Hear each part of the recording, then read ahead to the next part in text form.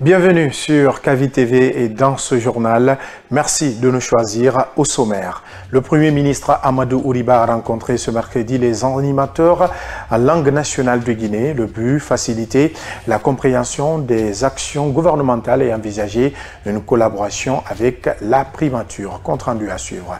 Et puis le secrétaire général de la Fédération syndicale professionnelle de l'éducation, FSPE, Salifou Kamara, a été exclu des instances de la CNTG pour propos injurieux envers une syndicaliste, des accusations que la FSPE rejette catégoriquement. Elle brise les préjugés et défie les obstacles. Fatoumata Silla, conductrice de tricycle depuis plusieurs années, s'impose dans un métier dominé par les hommes. Dévouée et engagée, elle prouve que le travail n'a pas de genre. Vous le verrez dans un instant, c'est tout pour le sommaire.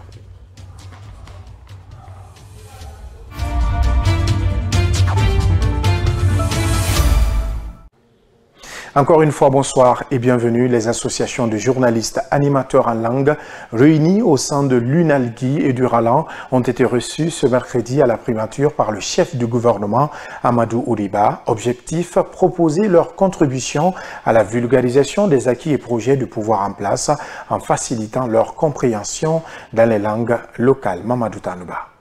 Ces animateurs en langue ont expliqué au Premier ministre, chef du gouvernement, leur engagement à accompagner les efforts de l'équipe de Baouri pour faire comprendre aux populations analphabètes les acquis de la transition dans les différentes langues du pays, d'où l'objet de cette rencontre. On est engagé à expliquer aux populations les bienfaits de ce gouvernement, les acquis de ce gouvernement, pour que cette population comprenne. Par exemple, quand on dit Soumandou, Soumandou, les gens ne font qu'applaudir Soumandou. Qu'est-ce que cela veut dire? Soumandou veut dire quoi? Il y a quoi dans Soumandou? Qu'est-ce que ça représente? On veut qu'on soit nous-mêmes imprégnés de ce Soumandou-là, qu'on puisse expliquer les bienfaits de Soumandou à la population guinéenne, pour qu'ils comprennent de quoi notre argent est parti, de quoi représente ce Soumandou. La délégation du réseau des animateurs en langue a trouvé un Premier ministre attentif aux bonnes propositions qui visent à faciliter la compréhension des populations par rapport au travail abattu par le gouvernement. Il a montré son soutien à notre action. Il est avec nous et que les portes sont grandement ouvertes. Et dorénavant, qu'on a le droit d'inviter n'importe quel haut représentant de ce pays pour qu'il puisse venir expliquer la mission que le président lui a assignée, la mission que le gouvernement lui a assignée, pour que la population comprenne. Ce ministre, il a notre argent, qu'est-ce qu'il en fait? Comment ça se passe? Pour que la population puisse être au bain de tout ce qui se passe. Prochainement, il est prévu d'amener des ministres, les chefs de cabinet et directeurs à communiquer dans les médias privés en langue pour expliquer aux populations les différents projets de développement. Les exportations de bauxite en Guinée ont baissé de 26% entre février et début mars 2025. Cependant, certaines entreprises affichent des résultats satisfaisants. La société minière de Bokeh et Chalco parviennent à tirer leur épingle du jeu. Le secteur minier guinéen évolue d'ailleurs entre défis et opportunités. Germaine Mansari. Les exportations de bauxite ont atteint 3 226 536 tonnes entre le 24 février et le 2 mars 2025. Selon les statistiques du ministère des Mines et de la Géologie, un volume qui marque une baisse notable de 26% par rapport à la semaine précédente, témoignant des fluctuations du secteur. En dépit de ce recul global, certaines sociétés tirent leur épingle du jeu. La société minière de Bokeh conserve son leadership avec 1 244 584 tonnes exportées, affichant une hausse de 4%. Chalco Guinée, en deuxième position, réalise une progression spectaculaire de 55%. En revanche, l'Alliance guinéenne de bauxite, d'alumine et d'aluminium subit une contre-performance majeure, avec une chute de 57% de ses exportations. Les cargaisons ont été expédiées depuis les principaux ports minéraliers du pays, Kamsar, Dapilon, Katouguma, Kokaya, Cap-Verga, Tarissa et Conakry. confirmant leur rôle central dans la chaîne logistique du secteur. Ces évolutions illustrent la volatilité du marché et les défis auxquels font face les acteurs miniers. Une tendance à surveiller de près dans les prochaines semaines. Je vous le disais au sommaire, Salifou Camara, secrétaire général de la Fédération syndicale professionnelle de l'éducation FSAPE, a été exclu des instances de la Confédération nationale des travailleurs de Guinée, CNTG, pour injure contre une syndicaliste.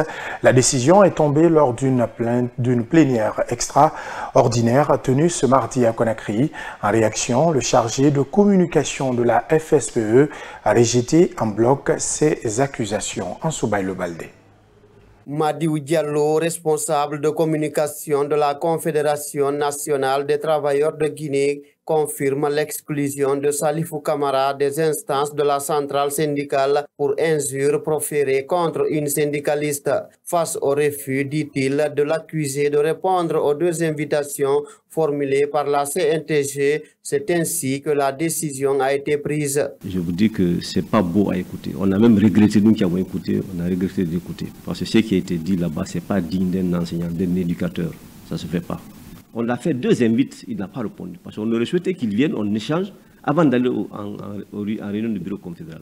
En réponse, Yamoussa Younoussa Camara, un proche collaborateur de Salifou Camara, refuse d'admettre les arguments de la CNTG. C'est pas vrai, il nous a adressé le premier courrier. Ça coïncidait au décès d'un collègue qui est décédé suite à une crise parce qu'il n'a pas été pris en charge. Donc le second, on les a dit qu'il y avait des missions d'inspection dans les écoles, donc de surseoir à l'invitation. La CNTG prévoit même un congrès pour un remplacement de Salifou Camara à la tête de la FSPE. Une volonté vivement critiquée par le camp du syndicaliste exclu. Ce n'est pas la fédération reste. Le bureau est là. Et nous avons, à travers même à l'occasion même de la réunion du bureau confédéral, nous avons décidé d'organiser un mini-congrès pour pouvoir le remplacer. Donc ça, c'est une honte. Et la CNTG n'a aucun pouvoir, n'a aucune possibilité d'organiser un congrès pour la FSP. Nous sommes autonomes. Pour le moment, chaque camp tire le drap de son côté pour se couvrir. Si à la CNTG, l'on parle d'injures proférées par Salifou Camara contre Dame Saram Fofana appartenant à la même structure syndicale que l'on mis en cause du côté de la FSPE, le divorce est parti de plusieurs cas, notamment le mauvais partage de la subvention allouée au mouvement syndical. Le mois de Ramadan, période de jeûne et de recueillement pour les musulmans, impacte fortement plusieurs secteurs d'activité, notamment la restauration. À Conakry, de nombreux restaurateurs peinent à maintenir leur chiffre d'affaires, les habitudes de consommation étant profondément modifiées durant cette période. C'est un reportage de Germaine Mansari. Suivez. L'arrivée du Ramadan a un impact important sur le secteur de la restauration. La clientèle du jour diminue, car beaucoup observent le jeûne. Mafoulé Silla, qui gère un restaurant local, explique comment cette baisse de fréquentation se traduit par des pertes financières substantielles pour son établissement pendant ce mois sacré. Franchement, ce Ramadan a été particulièrement difficile pour beaucoup. En règle générale, les matinées sont consacrées à la préparation du petit déjeuner et du riz, ce qui crée un flux de travail régulier. Cependant, le mois sacré a entraîné des problèmes persistants de détérioration des aliments et une baisse significative de la fréquentation. Malgré une légère augmentation des activités en soirée, les restaurateurs observent une baisse de l'engagement des clients. Cette tendance affecte directement leurs sources de revenus, ce qui suscite des inquiétudes dans le secteur. On a beaucoup de clientèle, mais pas comme avant. Alors là, ça a diminué beaucoup. Parce que dès que les gens finissent de manger, ce qu'ils ont envie, c'est de se coucher, pas pour venir au restaurant. Face à la baisse notable des ventes pendant le Ramadan, certains restaurateurs adaptent leur stratégie en introduisant des menus uniques et mettant l'accent sur les services à emporter. Cependant, pour de nombreux établissements, ce mois continue de poser des défis financiers importants. À Conakry, le tricycle est un mode de transport prisé pour sa rapidité et son efficacité. Longtemps considéré comme un métier exclusivement réservé aux hommes, il attire désormais quelques femmes. Fatoumata Silla en est une, mariée et mère de famille, et elle exerce cette activité depuis 3 ans, défiant les préjugés et les obstacles pour subvenir aux besoins de sa famille. Khadija Kaba. Fatoumata Silla est l'exemple de persévérance à toute épreuve. Dès l'aube, elle s'installe dans son tricycle, direction Nongo-Koza Carrefour, à la recherche de clients. Couplé vie de famille et métier n'est pas une tâche aisée, mais elle s'accroche, convaincue que la place de la femme ne se limite pas à la cuisine. Je me lève à 6 heures du matin et je travaille jusqu'à 10 heures. Parce qu'avant, j'exerçais au-delà de 7 heures, mais à présent, ce n'est plus le cas. Parce que je dois cuisiner pour mon mari et après, quand je finis ma cuisine, je prends mon tricycle pour aller chercher des clients. Dans son quotidien de chaque jour, Fatoumata bénéficie du soutien familial. Son mari ne cache pas sa fierté face au courage et la détermination de son épouse. Je vais l'encourager toujours parce que le travail, c'est pas facile. Je vais l'encourager toujours. Depuis qu'elle a commencé de ce travail, cela m'avait beaucoup poussé de notre vie. Cela a beaucoup poussé de notre vie. Parce que même si je n'ai pas l'argent, elle pouvait me créditer jusqu'à le moment où je vais gagner de la rembourser. Vu son courage, la jeune dame a des clients admiratifs sur le terrain. Sidiki Kamara salue son professionnalisme et l'encourage à persévérer. Je lui vois à tout moment au carrefour. Ce n'est pas facile pour une femme d'exercer ce métier, mais c'est elle qui me conduit jusqu'à Madina. Je suis vraiment satisfait de sa conduite et je l'encourage à continuer sur cet élan. Malgré les difficultés, Fatoumata Silla ne compte pas s'arrêter là. Son plus grand rêve est de former d'autres femmes. Elle lance un appel aux bonnes volontés pour l'aider à concrétiser son projet qui consiste à ouvrir une entreprise de transport où elle pourra former des femmes à ce métier encore dominé par les hommes. À Lambagny, un conflit opposant les héritiers d'une même famille a conduit à la démolition du domicile familial. Selon l'un des 8 enfants, ils contestent une décision de justice et accusent 2 de leurs frères de vouloir s'approprier les documents fonciers laissés par leur défunt père avant de revendre la propriété. Guy Babari pour plus d'explications. Ce n'est pas un chantier de construction, mais bien un règlement de compte familial. Mécontent d'une décision judiciaire, Aboubakar Fofana et ses frères ont décidé de tout démolir. C'est la construction familiale. C'est une seule personne, c'est 2 personnes qui sont là. Ils sont venus maintenant pour, ils ont négocié avec les tierces personnes pour avoir les plans, ainsi de suite, pour pouvoir maintenant revendre le foyer. Ils ont vendu toutes les concessions. Ils ont même déménagé, ils sont allés construire ailleurs. Donc nous aussi, au lieu qu'on reste bras ballants, hein, on va créer cet incident-là pour que le gouvernement voit, avec tout le en général, le Guinée en général, voit la calomnie qu'ils ont fait à notre rencontre. Ils accusent 2 de leurs frères d'avoir usé de la force pour les évincer et s'approprier l'héritage familial. Nous, on nous a expulsés. On va casser pour qu'ils sachent que ce n'est pas pour si les armes, parce que nous, on n'était pas là. Il a tout vendu. Il n'y a que 2 personnes qui ont vendu, 2 personnes sur 8. Expulsé de la concession familiale malgré son état, Mafofana, l'aîné de la fratrie, dénonce le comportement de ses frères. Selon elle, le patrimoine doit être partagé équitablement et les autorités doivent intervenir pour rétablir la justice. Nous sommes de même père et je suis leur aîné. Malgré mon état, ils nous ont cherchés avec mes frères et m'ont fait savoir qu'on n'aura rien de ce qu'a laissé notre défunt père. Les autorités doivent réagir pour rendre justice.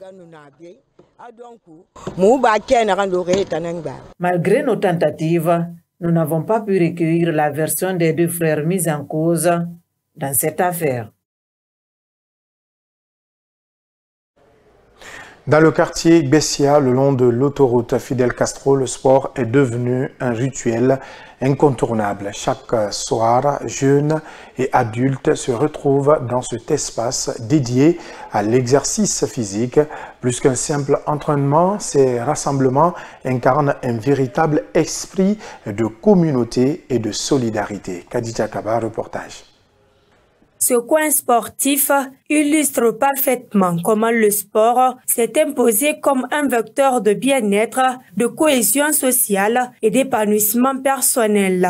Au pont de Bessia Kondebouni, les sports ne sont pas seulement des activités physiques, ils favorisent des interactions authentiques qui enrichissent la vie quotidienne de la communauté. Bon, avant j'étais sportif, mais j'avais abandonné. Tardivement, j'ai commencé à grossir. Difficilement, deux fois, je tombe malade. Chaque fin de mois, je suis à l'hôpital. Puis à un moment, je suis parti à Kamsar. Mon grand frère m'avait dit, hé, donc, regarde ton ventre, tu es devenu obèse comme ça, là.